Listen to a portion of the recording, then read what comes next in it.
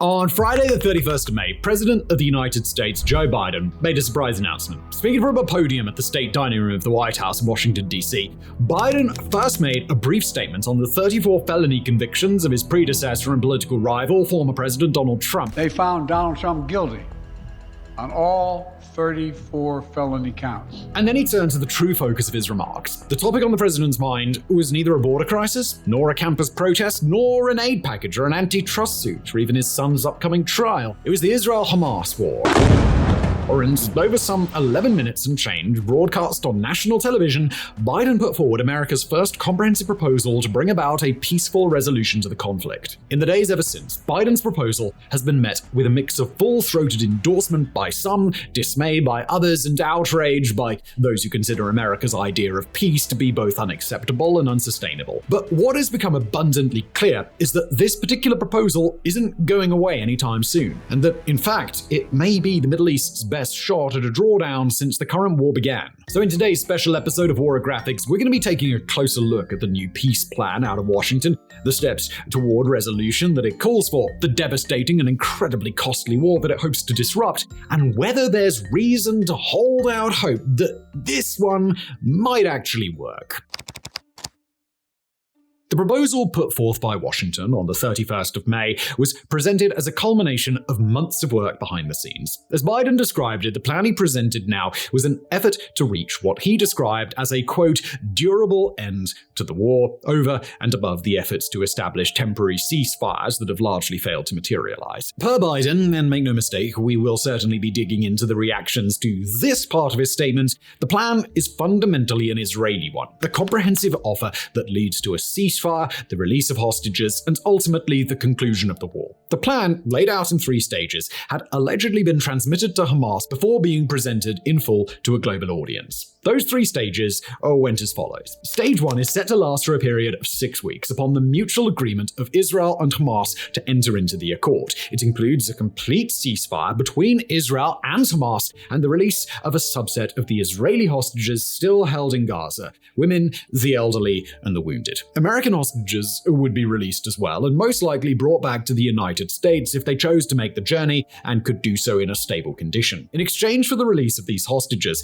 Israel would release hundreds of Palestinians held prisoner in Israel, maintaining a relative consistency in the rate of exchange and prisoner swaps and releases between Israel and Hamas. Israel would withdraw its forces from all populated areas of Gaza, and to be specific, that's not all of Gaza, that's all populated areas, a distinction that Biden declined to clarify in exact terms. Some, but not all, remains of hostages who died in Hamas captivity would be returned. Also, during the first stage of the plan, reconstruction and aid rehabilitation efforts would begin across Gaza. That includes a surge of desperately needed humanitarian aid at a rate of 600 aid trucks allowed into Gaza per day every day. For perspective, that figure is greater than the estimated 500 aid trucks per day considered to be a requirement to fulfill the food, water, medical fuel, and supply needs of Gaza's roughly 2.3 million inhabitants. With those 600 trucks per day would come a safe and reliable distribution infrastructure and hundreds of thousands of temporary housing units. During that same time, Gazan civilians would be able to return to what remains of their communities and, in many cases, the shell or rubble of their former homes. Parallel to the prisoner exchange and reconstruction efforts, Phase 1 of the ceasefire would be treated as a critical window for Hamas and Israel to agree on the terms of Phase 2. To ensure that the 2 parties don't regress out of the first stage of a ceasefire once it begins, Phase 1 includes additional terms to extend past its initially allotted span of 6 weeks, so long as Israel and Hamas are mutually engaged in negotiations to eventually progress to Stage 2. When the second stage does kick off, it'll include terms for the release of all remaining living hostages. That includes soldiers, particularly men, of the Israel Defense Force, or IDF, that Hamas has thus far been loath to see return to the custody of their home nation. In exchange, the IDF and other Israeli forces will agree to a full withdrawal of troops from Gaza. At this stage, the temporary ceasefire of Phase 1 would be regarded instead as a, quote, cessation of hostilities permanently, as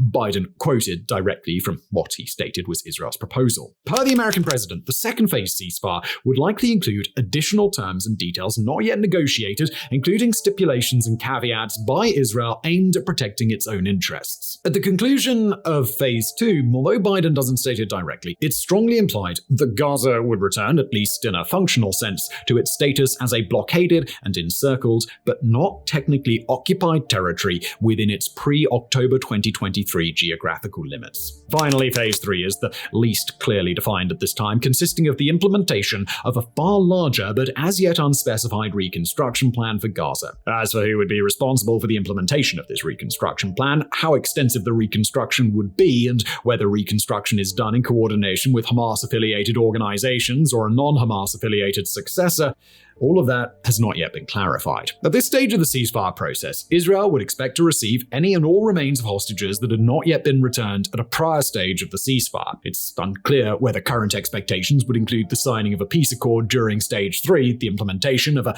non-Hamas leadership structure in Gaza, any recognition of explicitly outlined autonomy or even sovereignty for Palestine, or any of the other long-anticipated political changes that both sides of the war hope to eventually put into effect. After he outlined the 3 stages of the plan, Biden delved into what Washington considers to be the critical barriers in the way of Israel accepting a deal. In response to anticipated Israeli skepticism that a truce could ever be made with Hamas, Biden emphasized that the IDF has, at this time, thoroughly devastated the Hamas organization to the point that a copycat attack on the scale of October 7, 2023, that saw the Israel-Hamas war commence in force, would now be functionally impossible. As such, the security risk presented by Hamas has, in Biden's telling, been nullified. He continued, "I know there are those in Israel who will not agree with this plan and will call for the war to continue indefinitely. Some are even in the government coalition. And they've made it clear they want to occupy Gaza, they want to keep fighting for years, and the hostages are not a priority to them. Well, I've urged the leadership in Israel to stand behind this deal, despite whatever pressure comes."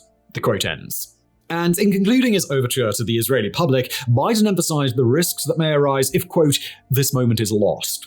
That pursuing an unclear and undefined idea of total victory in Gaza is an approach that's likely to see Israel bogged down in the war, drained of both the lives of its soldiers and its economic resources in a fruitless endeavor that is likely to isolate Israel further while failing to either defeat Hamas or bring home hostages still in Gaza. Concluding the address, Biden emphasized the United States' commitment to both the safety and security of Israel and the humanitarian reconstruction of Gaza, threading a difficult political line within his own starkly divided nation. He implicitly offered substantial US aid to rebuilding the education, medical, and other human infrastructure that has been destroyed thus far in the war, but also strongly implied that the US would continue to engage in arms deals to supply Israel with defense and warfighting equipment, while guaranteeing Israel that if Hamas were to fail in fulfilling its commitments, the IDF would be welcome to return to its military operations. He evokes the prospect of calmed tensions on Israel's northern border, where the Hamas-allied Hezbollah organization has been all too willing to continue trading fire with the IDF since the Israel-Hamas war began.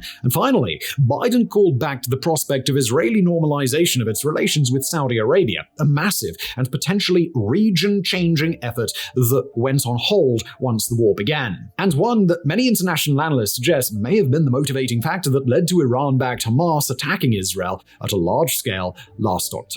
With Israel able to better engage in regional security agreements, Biden stressed that Israel's security would be enhanced far better than it would be by continuing to prosecute its counteroffensive against Hamas, while the people of Gaza would regain the opportunity to pursue a future of, quote, self-determination, dignity, security, and freedom. By the time the address was finished, the peace plan was laid out in stark detail. 3 stages, each progressing toward a more and more enduring state of peace. Each side of the war having expressed its commitment both behind closed doors and on the world stage toward reaching a peace of some kind, and that now have an opportunity to demonstrate their dedication to that peace while also having their bluff called in a way that just couldn't be ignored. Both sides were assured flexibility in their capacity to push for new inclusions or exclusions from the deal if need be, alongside the continual engagement of the United States, Egypt, and Qatar as mediators. And the human cost of not securing a ceasefire, the prospect of a continuation of a war that's seen thousands of children killed and countless lives shattered both in Israel and Palestine,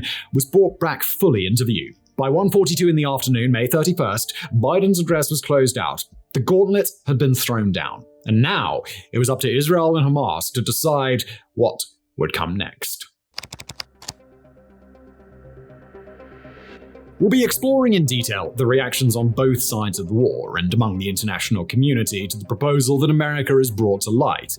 But before we can do that, it's crucially important to understand the Israel-Hamas war as it is now. No longer the piecemeal disassembly of the entire Gaza territory, but a continued military offensive against remnants of Hamas in the south, while the north teeters on the brink of utter collapse. At the time of writing, the bulk of the ongoing violence in Gaza is happening in the southern city of Rafah. There, Israel states that it is carrying out limited operations in the eastern part of the city and pushing its forces into the central district to expand its offensive in what it would like to present as a relatively constrained fashion. In recent days, heavy fighting has even popped up in Rafah's western reaches, including the district of Tal al-Sultan, where IDF soldiers in central Rafah have allegedly found weapons depots, rocket launchers, and tunnels. The fighting has been ongoing for about a month after Israel initially launched its Rafah assault on May the 6th, and since then, an estimated 1 million people have been displaced from the city. Many of the people who'd previously lived there had been internally displaced from elsewhere in Gaza, most of them more than once, and some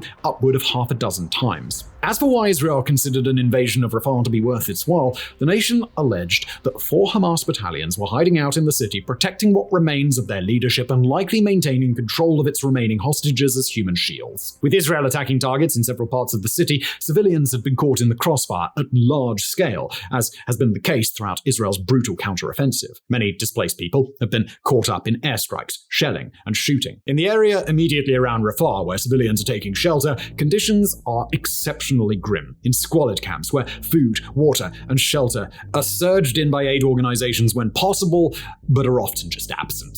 Elsewhere in Gaza, the situation isn't much better. Hamas has circled out of the southern enclaves where it was believed to be hiding, with organized contingents popping back up in northern cities and other places that the IDF has designated as being cleared. That turn of events runs counter to the expectations that the Israeli government has set out for this stage of the war, but it's been largely unsurprising to international diplomats and analysts who've observed in Hamas the capacity to become a long, unkillable insurgency in the mold of Al-Qaeda or Islamic State of the 2010s. While Israel continues to claim that it can destroy Hamas within Gaza, that already unlikely promise has become less and less believable by the day. Now the IDF has had to surge troops back into some areas that it expected to leave, while marking out other zones as being in need of a circle back before Hamas can truly be declared defeated. As devastating as the status quo in Gaza still is, it's been punctuated by sudden outbursts of violence that somehow managed to be worse. On the Hamas side, the organization proved as recently as the 26th of May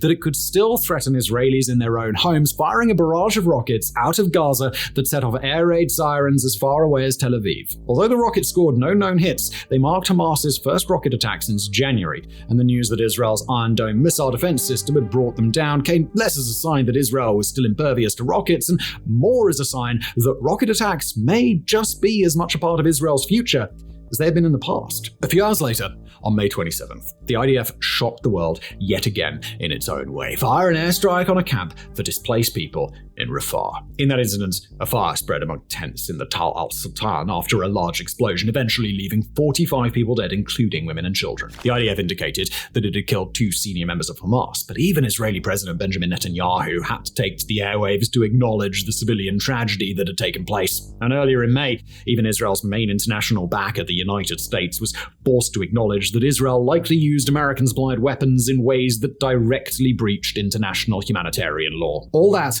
despite the fact that the US simultaneously resolved to continue supplying Israel with equipment and munitions indefinitely. And then there's the plight of the people caught in the middle, people from both Gaza and Israel who didn't take an active or voluntary role in the violence, but have been made part of this war anyhow. While news in early May that the United Nations had revised down its casualty counts prompted a brief moment of hope that the situation in Gaza might not have been so apocalyptically terrible as was once believed, that hope was dashed before too long. Rather than revise down the count at all, the United Nations later clarified that it had begun to differentiate the number of people, and particularly the number of women and children who had been killed and were identifiable, from the number that had been killed but either hadn't yet been identified or simply couldn't be. The death toll remains unchanged, above 35,000, with the UN Office for the Coordination of Humanitarian Affairs specifying on May 6th that at least 14,500 children and 9,500 women had been killed, but according to data published 2 days later, just barely under 7,800 children and 5,000 women, plus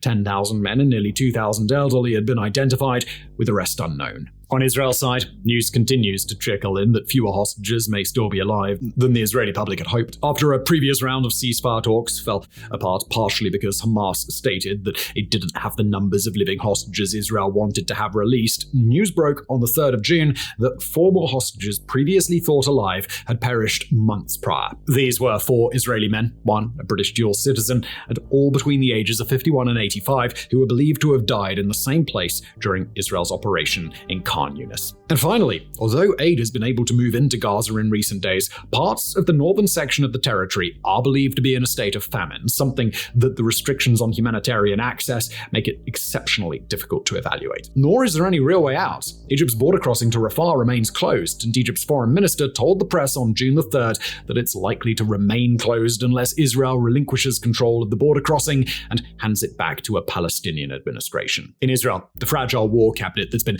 guiding the nation through this conflict has begun to show serious signs of fracturing. One especially prominent minister, Benny Gantz, proposed on Thursday, May the 30th, that Israel's parliament be dissolved. That is a slap in the face to President Netanyahu, even if the measure was unlikely to be taken up by the parliament for consideration and even less likely to pass. Gantz has spent a month pushing an ultimatum that Netanyahu build and agree to a so-called day-after plan, laying out a process to handle the aftermath of the war. And Gantz has threatened to quit Netanyahu's war coalition if that doesn't happen. Given Gantz's position as one of Netanyahu's greatest political rivals, that would be an especially meaningful gesture. And although it wouldn't crumble Netanyahu's ruling coalition, it would place him at the mercy of a far-right faction within Israel, without which Netanyahu certainly couldn't hold on. And across the Atlantic, President Biden has followed up in his peace plan by endorsing a long-held rumor that Netanyahu's continual engagement in the Israel-Hamas war is a matter of self-preservation. In an interview with Time magazine done prior to his public announcement, Biden responded to a question on whether he believes Netanyahu's prolonging of the war is a political survival tactic by stating, in part, quoting here, "I'm not going to comment on that. There is every reason for people to draw that conclusion." Asked after the transcript of that Time interview was released, Biden's national security spokesman, John Kirby, confirmed that his commander-in-chief's answer remained unchanged. Finally, it's become clear that Israel's support among European nations is dropping faster than ever. On the 4th of June, Slovenia became the 4th nation in recent days to formally recognize a Palestinian state, a decision that was confirmed overwhelmingly by the national parliament. Slovenia joined Spain, Norway, and Ireland, all of which had chosen to recognize Israeli statehood a few days prior.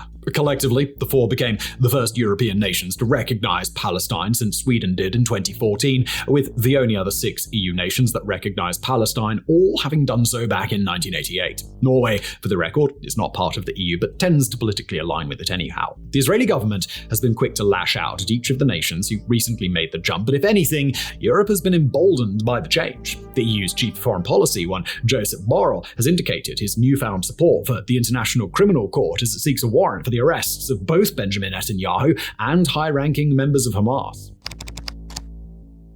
So, as news broke of the US president's new peace proposal, it cascaded down upon both an Israeli government and a Gazan population that have found themselves in dire straits. With Hamas battered but morphing into a long-term insurgency, Israel fractured and increasingly isolated, and Gazan civilians enduring famine, airstrikes, and displacement, depending on who and where they are, the Biden plan certainly didn't get a unanimous reaction. But did it ever elicit some feedback? On the side of Israel, Benjamin Netanyahu's response was an optimistic one at first. In the wake of Biden's statement, Netanyahu reaffirmed that Israel will not conclude its war until all hostages are returned and until Hamas is no longer able to either fight or govern. But he emphasized that according to the plan Biden described, Israel would be able to fulfill those objectives while bringing about a peace. After the fact, Netanyahu's chief foreign policy advisor reaffirmed Israel's endorsement of the plan, saying to the Sunday Times that it was, quote, "a deal we agreed to. It's not a good deal, but we dearly want the hostages released, all of them." Meanwhile, Netanyahu publicly received the carrot part of what is most likely a carrot and stick offer from Washington behind closed doors, a bipartisan invitation to make an address to both houses of the US Congress, both giving him an opportunity to speak directly to the American lawmakers, as he so enjoys doing, and granting him a sole record as the first foreign leader ever to make an address to the full Congress 4 times in his career. But inside Netanyahu's cabinet and his governing coalition, other power players have reacted with all the fire and brimstone that was to be expected. Netanyahu's finance minister, a far-right religious Zionist party chairman named Bezalel Smotrich, vowed that he would, quote, not be a part of a government that agrees to the proposed outline and ends the war without destroying Hamas. Smotrich's close ally, Jewish Power Party leader and National Security Minister Itamar Ben-Gvir, derided the plan as a, quote, victory for terrorism and threatened to dissolve Netanyahu's government, echoing the threats made from across the aisle by Benny Gantz just weeks prior. The news wasn't all bad for the peace plan. Yair Lapid, a prominent leftist opposition leader, vowed to throw his support behind the deal if Israel's far right chose to undermine it, providing a critical pathway for Netanyahu to stand behind the deal without immediately watching his governing mandate fall apart. Lapid's genuine support would almost certainly mean that a deal would pass the Knesset, but between the two major factions that Netanyahu's partnering with, trying to pull him in opposite directions, and the leader of the opposition offering what Netanyahu likely sees as a deal with the devil, he is in a very difficult spot. And whether Netanyahu is open to the idea of passing the proposal through Lapid or not, numerous parties, both within Israel and outside of it, have focused on one critical problem with the deal as it's currently described. That problem is that it doesn't actually include a mechanism to ensure that Hamas will not rule over Gaza in the future. In a practical sense, it's not hard to see why that stipulation would be left out. This is a deal that Washington wants Hamas to agree to, and it's tough to see a world in which Hamas signs up to be dismantled by Israel. But without any mechanism to eliminate Hamas, the organization would still be the most powerful player inside of Gaza upon the war's end. Israel's defense minister, Yoav Gallant, emphasized that issue while giving a statement to the Israeli press, quoting him here, "We will not accept the rule of Hamas in Gaza at any stage in any process aimed at ending the war." This, as Hamas officials emphasized that they had no intent to either disband voluntarily or allow themselves to be removed by force. As for Hamas, the organization indicated in the immediate aftermath of Biden's announcement that it viewed the proposal, quote, positively and in a constructive manner, although further details on any steps Hamas intended on taking to participate in the peace process were unknown at that time. That response is in keeping with what Biden had suggested Hamas had been indicating behind closed doors, looking genuinely to secure a ceasefire, although, as Biden himself had said, quoting now, the deal is an opportunity to prove whether they really mean it. Hamas was urged after the address to accept the deal from a range of foreign sources who both support and oppose the organization.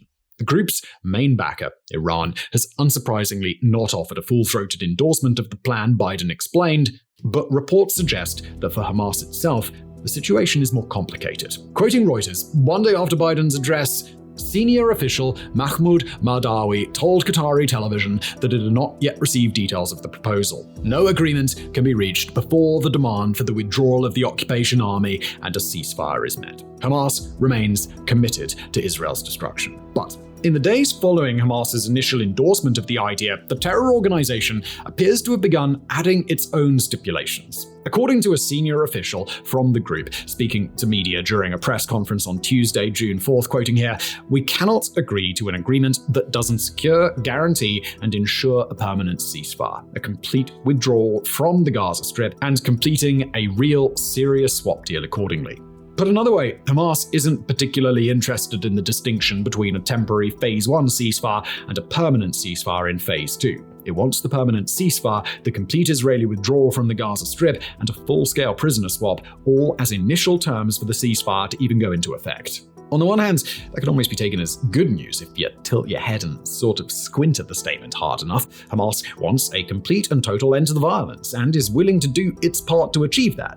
right? The trouble is, though, that if Hamas has any understanding of its adversary that's even the slightest bit realistic, then it already understands full well that those terms will be a non-starter for the Israeli government. Hamas has cited its skepticism that Israel is really interested in a peace plan, quoting the same spokesman here. Israel only wants one phase where it takes all the hostages, then resumes its aggression and war on our people. But whether or not you consider those concerns legitimate, it doesn't change the reality that asking Israel to accept an immediate, permanent ceasefire and withdrawal will almost certainly cause Israel to just walk away from the negotiating table. In order to understand why Hamas would make such demands anyway, one clue comes from the unique set of decision-making incentives and issues that Hamas faces. Hamas, surprise, surprise, is not particularly well liked in Israel, which makes a territorial claim over Gaza that Hamas can dispute all it wants, but functionally speaking, it can't resist. Hamas and its tendencies toward overt acts of terrorism have been tolerated for a generation in the Middle East by nations who are loath to recognize or work with Israel and who accept Hamas as the only organization with the political standing inside Gaza to represent the plight of Gazan Palestinians. But in the years, and in the span of a few months leading up to Hamas's October 7th attack, a range of Middle Eastern nations began to normalize relations with Israel, and the biggest and most powerful of them all, Saudi Arabia, was on the brink of doing so. Although it's not confirmed for certain, a wide range of international experts on the Israel-Hamas war agree that this normalization process may well have been a motivating factor, not just for Hamas to launch its October 7th attack, but to continue kicking the Israeli hornet's nest even after the IDF rolled tanks all up and down the Gaza Strip. The thinking goes as follows. Israel really didn't like Hamas. These other nations either supported Hamas or endorsed it. But if those nations were coming to new agreements with Israel, then Israel had all the power in the world to solicit their support and credibility in the Arab world in order to work together and find a long-term alternative for Gazan governance that did not involve Hamas. Not only that, but with much of the Middle East working together, supply lines and smuggling routes Hamas used to secure weapons supplies and funding from Iran could be cut off far easier. If normalization was Israel and Saudi Arabia's goal, then the extinguishing of Hamas was likely to be a mutually agreeable price. But what could Hamas do to upset that balance, to buy itself time, and to turn the tides of Middle East change back in its favor? It could launch a massive terror attack against Israel, knowing that the retaliation it faced would be nothing short of apocalyptic. At the expense of a few thousand foot soldiers willing to die for the cause, plus a few tens of thousands of civilians that Hamas was apathetic to anyhow, Hamas could martyr the whole of Gaza in front of the Middle East, showing those other nations the malevolence that they insisted Israel had within it, and continuing to fight back, hide hostages, and take IDF lives for as long as it took for the rest of the Middle East to get the message and come back to their defense. Per again a wide range of experts on the conflict, that's precisely what Hamas did, and it's this peculiar and twisted set of incentives that are likely its guide to its thinking now. If Hamas does engage in a multi-step peace process where unclear terms can be defined as the process moves along, then it's likely to be the party in negotiations with the least leverage, especially after it's given back the hostages Israel wants most. If Israeli troops are still parked on Gazan soil as the reconstruction effort proceeds, then we imagine it must be all too easy for Hamas to see a future in which Israel presents the people of Gaza with what Gazans see as a better alternative for governance, offers to wipe out the Hamas organization that put them in the crossfire, and gets two big thumbs up from a war-weary population that wishes never to experience this sort of war again. All that holds true, in part because Hamas is an organization that Israel and its partners badly want gone, but also in part because even within Gaza, the group keeps the support of its people largely because they've got no other option. The organization used to have the genuine support of a majority of Gazan Palestinians as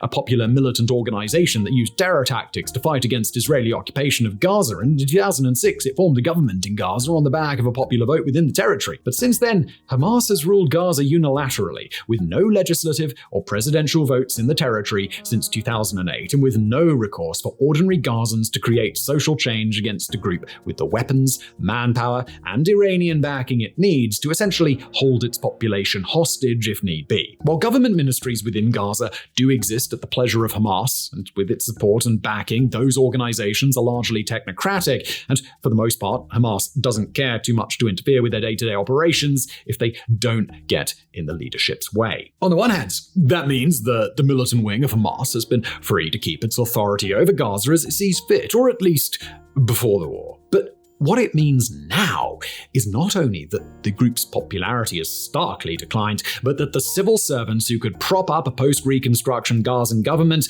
are largely going to be Hamas-affiliated only in name. Palestinian polls conducted in 2024 still do indicate that Hamas has considerable support within Gaza. It's important to recognize, however, that those polls are taken in an environment where Hamas, even with its incredible number of problems and pitfalls, was still fighting against a nation responsible for the deaths of tens of thousands of civilians. Present a stable off-ramp to the rest of Gaza and offer it alongside a comprehensive reconstruction effort and the backing of a large portion of the Middle East, and the idea that Hamas is Gaza's only option could very rapidly fall apart. Whether the mess of decisions that we've just laid out is really what's motivating Hamas, or whether the group is motivated by something else entirely, only the organization's leaders can say, but the outcome is the same. By insisting on terms that Hamas should know damn well will be unacceptable to Israel, the organization chooses proactively to stand in the way of a potential peace. Then rest assured that we will be very pleasantly surprised. But we would be surprised. We'd be very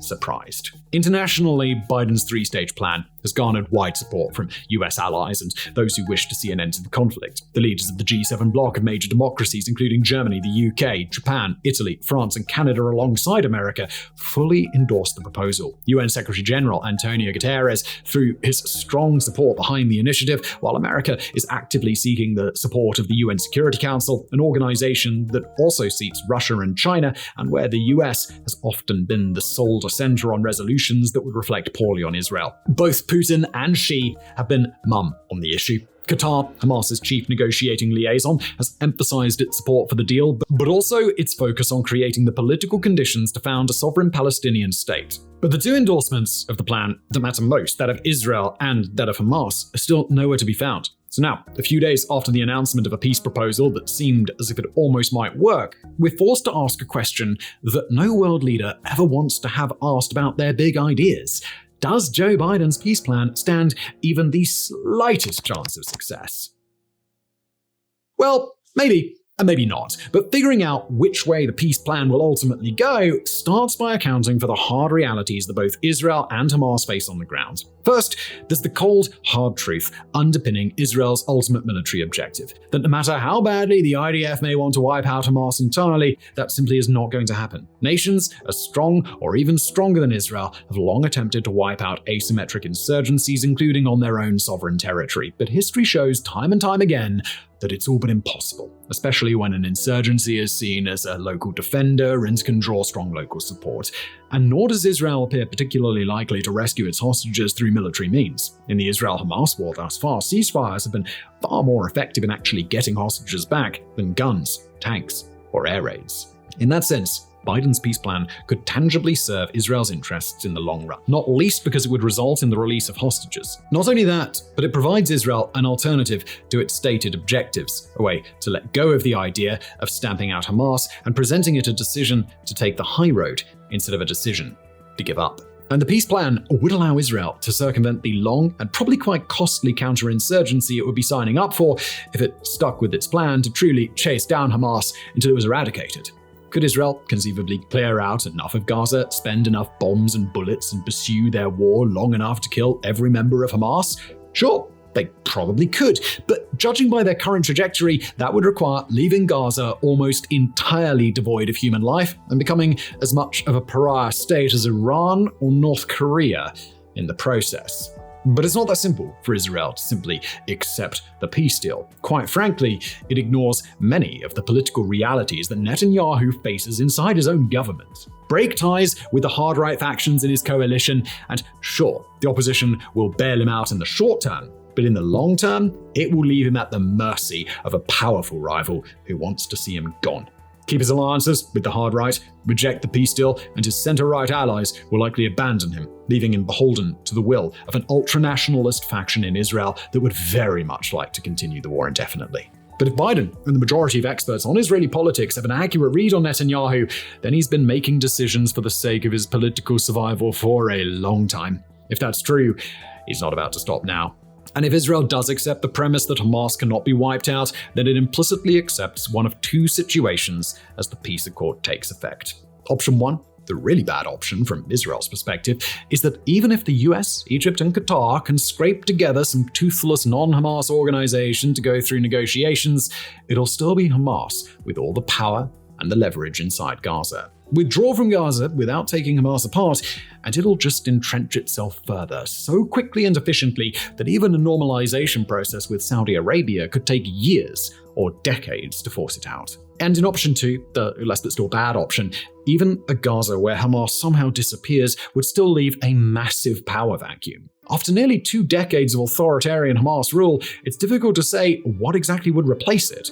And there's no guarantee that it wouldn't be another violent organization like the Palestinian Islamic Jihad, a group that functionally turns into a Hamas light, or potentially something even more dangerous in the long term. On the other side, while we've already discussed the factors that would motivate Hamas to reject a peace deal for the sake of survival, we've also got to account for the potential problems waiting for Gaza's civilians. Chief among those problems is the Biden plan's relative vagueness about what an Israeli withdrawal would actually look like. Stage 1 calls for a withdrawal from, quote, all populated areas of Gaza. But does that specifically mean the areas that were relatively empty or sparse prior to October 2023 and the commencement of the war? Or does it include the places where people don't currently live, bombed out ruins that used to be homes, businesses, and schools, but where people fled months ago?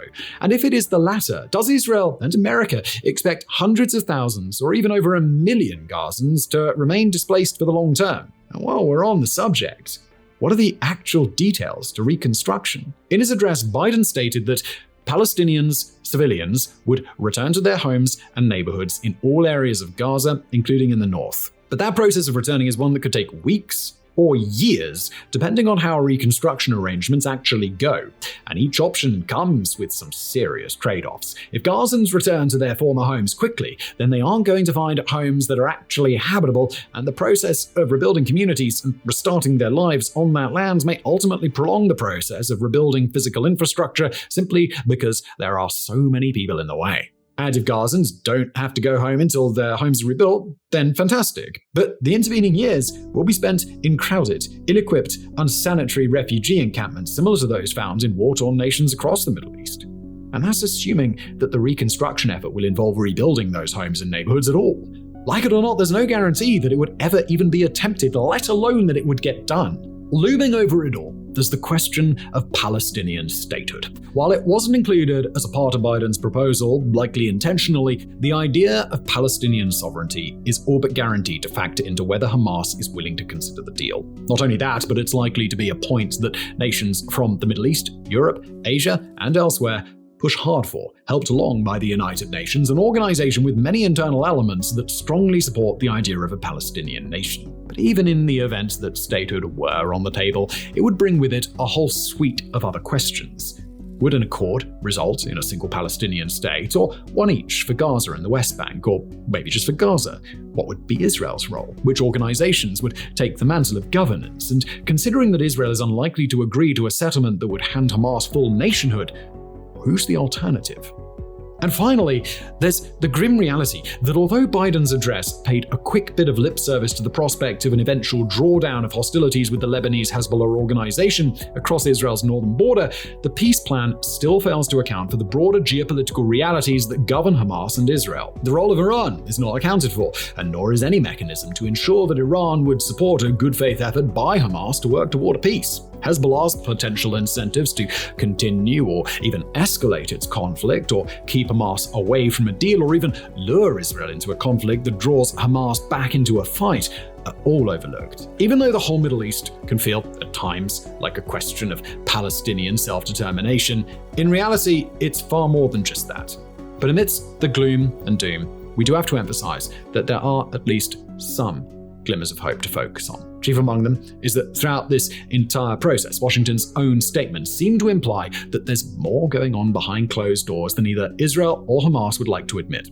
When it came to the Hamas organization, Biden seemed to suggest that Egypt and Qatar strongly support the idea that in a practical sense, Hamas is willing to come to the table regardless of what they say in public. In the case of Israel, Washington appears confident that if Hamas did agree to the terms the US had put forward, then Jerusalem would follow close behind. Biden's decision during his initial address to speak directly to the fact that some Israeli politicians would be strongly opposed, and his subsequent focus on elements within Israel that wish to continue the war, may be a tacit nod to Netanyahu and other likely decision makers in an attempt to urge them directly to place trust in the US rather than in a fragile governing coalition. Whether any of that is actually of value now that the plan seems to have begun falling apart is tougher to say, but at least at the time of writing, there's some hope yet. For our part here at War Graphics, we certainly hope that both Israel and Hamas can act upon that hope before yet another opportunity to secure a peace is wasted without ever taking action.